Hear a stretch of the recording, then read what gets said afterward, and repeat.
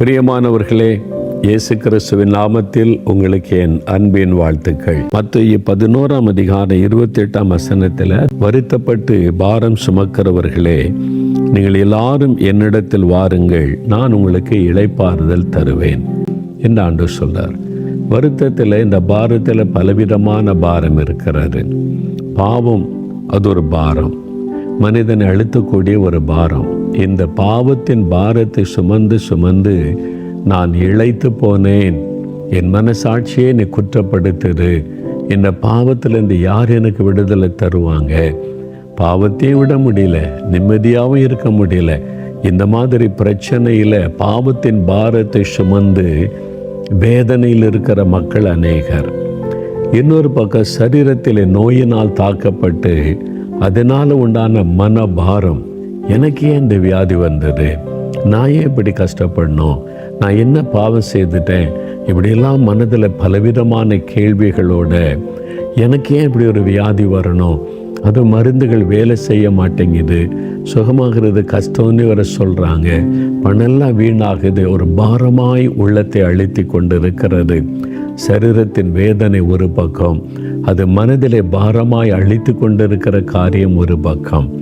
ஒருவேளை கடன் பாரம், அது கூட பாரம், கடன் பாரம், அது ஒரு பாரமாய் நம்ம அழுத்துக்கிறாரு. ஐயோ, என்னை கடன் கொடுத்தவங்க வந்து வீட்டு வாசலில் நின்று கேவலப்படுத்துகிறாங்களே, வந்து அவமானப்படுத்துகிறாங்களே, என் சம்பாத்தியமெல்லாம் வட்டிக்கே கொடுத்து கொடுத்து கொடுத்து அப்படியே மனம் சோர்ந்து போய்விட்டது. கடன் பாரம் அப்படியே அழுத்துகிறது, பாரமாய் உள்ளத்தை அழுத்துகிறது. இதிலிருந்தெல்லாம் நமக்கு ஒரு விடுதலை கிடைக்குமா?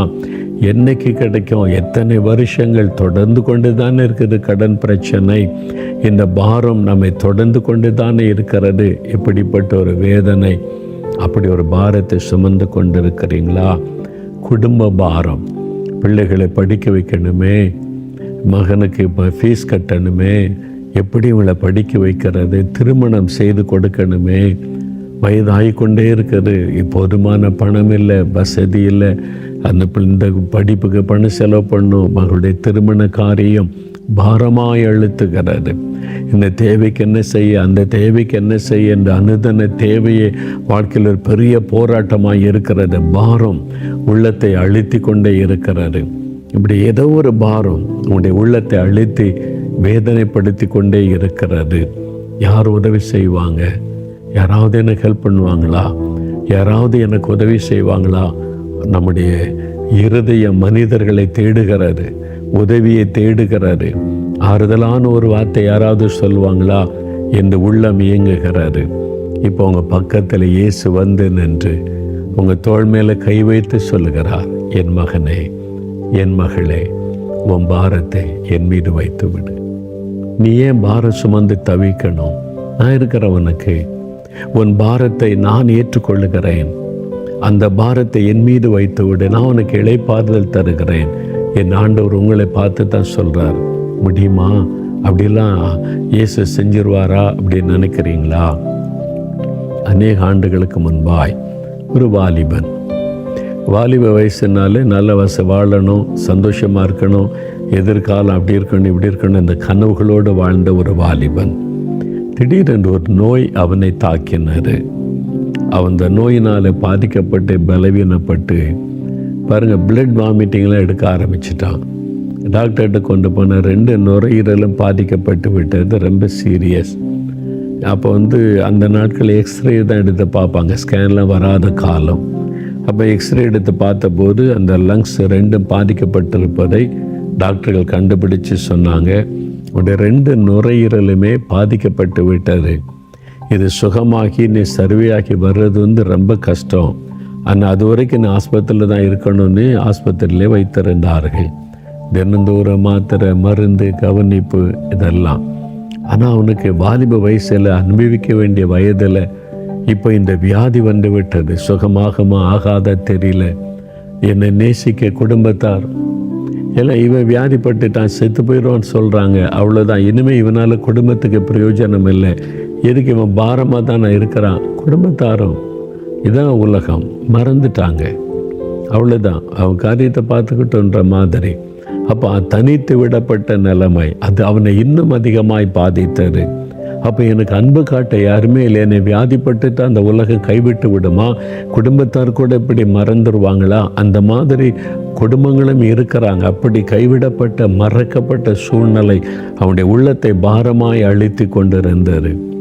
பார்த்தா வியாதி வேதனை ஒரு பக்கம், அடுத்தது வறுமை பண கஷ்டம் அது ஒரு பக்கம், இனி எதிர்காலம் எப்படி இருக்குமோன்ற பயம் ஒரு பக்கம், நேசிக்கிறதுக்கு அன்பு காட்ட யாருமே இல்லை, எல்லாருடைய முகமும் வேறுபட்டு விட்டது, இவன் பிழைக்க மாட்டான், இவனுக்கு பண செலவு பண்ணி என்ன பிரயோஜனன்ற மாதிரி எல்லாம் வேறுபட்டு விட்டது. ஏன்னா அவனுடைய உள்ளத்தில் பலவிதமான கேள்விகள் பாரங்கள் அழுத்தி கடைசியில் ஒரு தீர்மானம் பண்ண செத்து போயிடலாம், அவ்வளோதான், நமக்கு யாருமே இல்லையே, எனக்கு என்ன எதிர்காலம் இருக்கிறது, எல்லாம் முடிந்தது. அந்த பாரம் சுமந்து சுமந்து பாரம் அழித்து அழித்து அழித்து இதுக்கு என்னதான் முடிவு, செத்து போகிறதான் முடிவு என்று தவறான முடிவு அதை எடுத்துட்டான். ஒரு நாள் மாலை நேரத்தில் ஆஸ்பத்திரியில் யாரும் இல்லாத நேரம் பார்த்து எஸ்கேப் ஆகிட்டான், ஆஸ்பத்திரி விட்டு வெளியே வந்துட்டான்.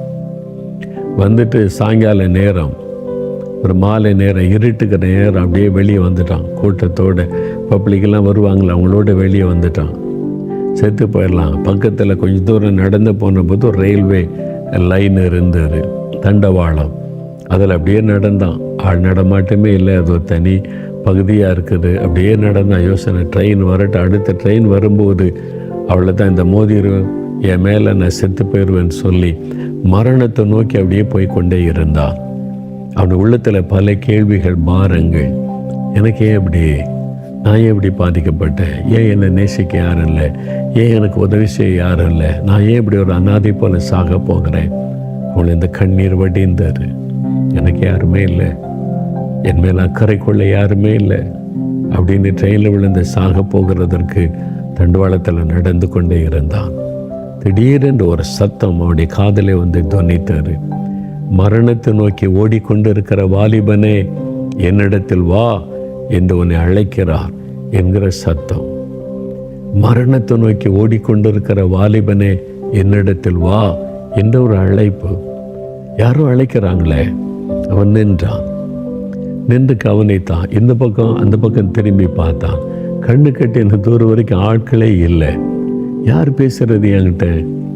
ஆனால் ஒரு சத்தம் யோசித்து கொண்டிருக்கும்போது திரும்பவும் இருக்கிறாரு. மரணத்தை நோக்கி ஓடிக்கொண்டிருக்கிற வாலிபனை என்னிடத்தில் வா என்று அழைக்கிறார் என்ற சத்தம். நான் தான் மரணத்தை நோக்கி ஓடுறேன், நான் தான் வாலிபன், சாகத்தான் போய் கொண்டிருக்கிறேன். கரெக்டாக என்னை பற்றி யாரோ தெரிந்து வச்சு கூப்பிட்றாங்களே. அப்படி நினைத்து கொண்டிருக்கும்போது அப்படியே அந்த சத்தம் அந்த திசைப்பு நோக்கி நான் தூரத்தில் இருந்த அந்த சத்தம் ஒலிபெருக்கின் மூலமாய் வருவதை கவனித்தான். அதை நோக்கி நடக்க ஆரம்பித்தான். அங்கே பெரிய கூட்டம், பெரிய பெரிய லைட்லாம் போட்டிருக்குது, ஸ்டேஜ் எல்லாம் போட்டிருக்குது, பெரும் கூட்ட மக்கள் உட்கார்ந்து அந்த ஜெபம் பண்ணி கொண்டு இருக்கிறாங்க. ஒரு பெரிய கூட்டத்தில் கடைசி ஜெப நேரம். அந்த பிரசங்கம் பண்ணி ஜனங்களை ஜெபத்தில் நடத்தி கொண்டு இந்த ஊழியக்காரர் தான் பரிசுத்த ஆவியினால் நிறைந்த இந்த வார்த்தை பேசி இருக்கிறார். மரணத்தை நோக்கி ஓடிக்கொண்டிருக்கிற வாலிபனே, என்னிடத்தில் வா என்று இயேசு உன்னை அழைக்கிறார் என்று அந்த வார்த்தை பேசியிருக்கிறார். அவர் அந்த வார்த்தை சொல்லப்போ கேட்டபோது அவர் போய் நிற்கிறார். இதெல்லாம் கிறிஸ்தவங்க கூட்டமா? அப்போ என்ன அழைக்கிறார் சொன்னது இயேசு என்னை அழைக்கிறார் சொன்னாரா? அன்னைக்கு கவனித்தார். என்ன நடக்குன்னு பார்த்தபோது தேவனுடைய பிரசன்னம் அந்த மைதானம் முழுவதிலும் இறங்கி இருந்தது. ஆண்டவருடைய வல்லமையினால் வாலிபன் தொடப்பட்டான். இந்த இயேசு உனக்கு வேணுமா? உன் பாரத்தெல்லாம் மாற்றிடுவார். பாவத்தை, சாபத்தை, நோய்களை மாற்றி உனக்கு விடுதலை தருவார். நீ வந்து அவருக்கு உன் வாழ்க்கையை நீ ஒப்பு கொடுத்து அவன் பாரத்தெல்லாம் அவர் மேலே வச்சுட்டு அவர் பொறுப்பெடுத்து கொள்ளுவார் என்று சொன்னபோது இந்த வாலிபன் தன்னையும் அறியாமல் ஓடினான். மேடைக்கு அருகிலே போய் முன்னாலே போய் இயேசுவுக்கு முன்னாலே நின்று, என்னால் இந்த பாரத்தை தாங்க முடியல, வேதனை, என்னுடைய பாரத்தெல்லாம் மீது வைத்து விடுகிறேன். நான் பாவிதான், வாலிப வயசில் நிறைய பாவம் செய்துட்டேன். எல்லாத்தையும் அறிக்கையிட்டு இயேசுடைய பாதுபடியில் கண்ணீர் வடித்தவன் நின்றான். ஜெப நேரம் முடிந்தது. அவருடைய மனதில் ஒரு லகுவான ஒரு சூழ்நிலை, அந்த பாரம் விலகி ஒரு சந்தோஷம், மகிழ்ச்சி. ஜெபம் பண்ணின ஒரு வல்லமை இறங்கினதை உணர்ந்தான். தன்னுடைய லங்ஸில் ஒரு சுகம் வந்ததை உணர்ந்தான். ஃப்ரீயாக மூச்சு விட முடியுது, மாற்றம் தெரியுது. தன்னுடைய சரீரத்தில் ஏதோ நடந்திருக்கிறது, மனதிலும் சரீரத்திலும் ஒரு மாற்றம். ஆவியில் இருந்த மரண தற்கொலை எண்ணம் மாறிட்டு, கலக்க மாறிட்டு, சந்தோஷம், ஒரு புதிய நம்பிக்கை. ஆஸ்பத்திரிக்கு திரும்பிட்டான். அங்கே அவனை தேடி கொண்டேன். எங்கே போனேன் உன்னை காணுன்னு எல்லாம் தேடுறேன்னு சொல்லி அவன் வந்து அடுத்த நாள் டாக்டர் வந்தபோது சொன்னான், என்னை எக்ஸ்ரே எடுத்த பாருங்க அப்படின்னு சொன்னான். அதான் எடுத்தமே தம்பி, 2 நாளைக்கு முன்னால் ஒரு 2 லங்ஸும் பாதிக்கப்பட்டிருக்குது, டேஞ்சரான சூழ்நிலையில் இருக்கிற நீர் உங்களை கவனிப்போம் அப்படின்னு சொன்னாங்க. இல்லை, எனக்கு சோகமாயிட்டா. அதில் நான் தானே சொன்னேன், பார்த்து சொல்லுங்கள், நான் சோகமாயிட்டேன், எனக்கு நல்லா தெரியுது, நான் சுகமாயிட்டேன். என்ன நடந்தது உனக்கு? இல்லை, நான் சோகமாயிட்டேன், எனக்கு இன்னொரு எக்ஸ்ரே எடுத்து பாருங்கள். ரொம்ப தொந்தரவு பண்ணால, சரி உனக்காக நான் எடுக்க சொல்கிறேன்னு சொல்லி இன்னொரு எக்ஸ்ரே எடுத்து பார்த்தா கம்ப்ளீட்டாக அந்த லங்ஸு ஹீல் ஆகியிருந்தார், சுகம். அந்த பிரச்சனையே இல்லை. முதல்ல எடுத்த எக்ஸ்ரேக்கும் இப்போ உள்ள எக்ஸ்ரேக்கும் அவ்வளோ டிஃப்ரெண்ட்டு, எல்லாம் மாறி விட்டார். டாக்டரை ஆச்சரியப்பட்டு, உனக்கு என்ன நடந்துச்சு, நீ யார்கிட்ட போனேன், எப்படி இது நடக்க முடியும்னு கேட்டபோது அதெல்லாம் தெரியும். என்னை ஒருத்தர் கூப்பிட்டாரு, நான் சாக போனேன், என்னை ஒருத்தர் கூப்பிட்டாரு வா என்கிட்டன்னு சொல்லி அவர்கிட்ட போனேன். என்னை தொட்டு சுகமாக்கிட்டார், பாரத்தெல்லாம் மாற்றிட்டார். யார் அவர்? இயேசு. அவர் தான் எனக்கு அவருக்கு சம்பந்தமே கிடையாது. நான் கிறிஸ்துவ குடும்பத்தை சார்ந்தவனும் அல்ல. சாக போனேன், பாரம் சுமந்து இழைத்து செத்து போயிடலாம், எல்லாம் எனக்கு யாருமே இல்லைன்ற ஒரு தனிமை, யாரும் என்னை நேசிக்கலை, எனக்கு அன்பு காட்டலை, அவ்வளோதான் நீ சாக போனேன். ஆனால் என்னை நேசிக்கிற ஒருவர், என் மேல் அன்பும் அக்கறையும் உள்ள ஒருவர், என்னுடைய பாரத்தை மாற்றக்கூடிய ஒருவர் என்னை அழைத்தார். அவர்கிட்ட போனேன். எல்லாம் மாறிட்டு, பாவத்தின் பாரம் மாறிட்டு, வியாதி மாறிட்டு, இப்போ யார் என்னை நேசிக்கலை, துக்கம் மாறிட்டு, எனக்கு இப்போ இயேசு இருக்கிறான்னு சந்தோஷம். 2 எக்ஸ்ரே கையில் எடுத்துக்கொண்டு ஆஸ்பத்திரியில் துள்ளினான், குதித்தான், ஓடினான். பார்க்குற மக்கள்லாம் சொல்கிறான், எனக்கு சுகமாயிட்டு, இயேசு சுகமாக்கிட்டார், பாருங்கள் என்னுடைய எக்ஸ்ரே பாருங்கன்னு சொல்லி பார்க்குறவங்கள்ட்டெல்லாம் ஒரு சிறு பிள்ளை போல சொல்லி மகிழ்ந்தான். இயேசு கிறிஸ்து அற்புதம். பிற்காலத்தில் ஒரு வல்லமையான ஊழியக்காரனாய் மாறி பல லட்சங்களுக்கு ஆசீர்வாதமாய் தேவன் அவரை பயன்படுத்தினார். எனக்கு அன்பானவர்களே, பாரம் சுமந்து இழைத்து போன நிலைமையில் யாருமே இல்லையே நீ கலங்கி நிற்கிறீங்களா? இயேசு சொல்லுகிறார், நான் இருக்கிறேன், என்னிடத்திலே வா, உன் பாரத்தை என்னிடத்தில் சொல். நம்முடைய பாரத்தை மாற்றி நமக்கு இளைப்பாறுதலை கொடுக்க இயேசு சிலுவையிலே மரிக்க தன்னை ஒப்பு கொடுத்தார்.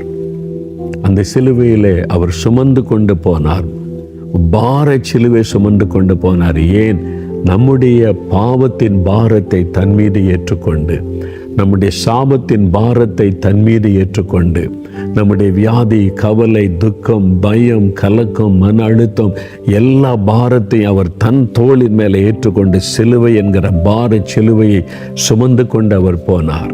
சிலுவையில் ஆணிடிக்க தன் கைகளை ஒப்பு கொடுத்தார், கால்களை ஒப்பு கொடுத்தார்.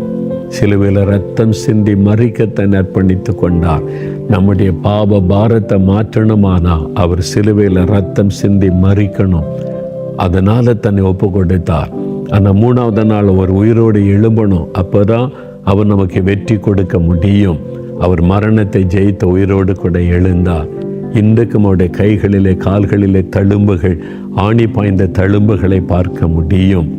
உங்களுடைய பாரத்தை மாற்ற, உங்களுக்கு இளைப்பாறுதலை கொடுக்க தன்னையே சிலுவையில் அர்ப்பணித்து கொண்டவர் இயேசு.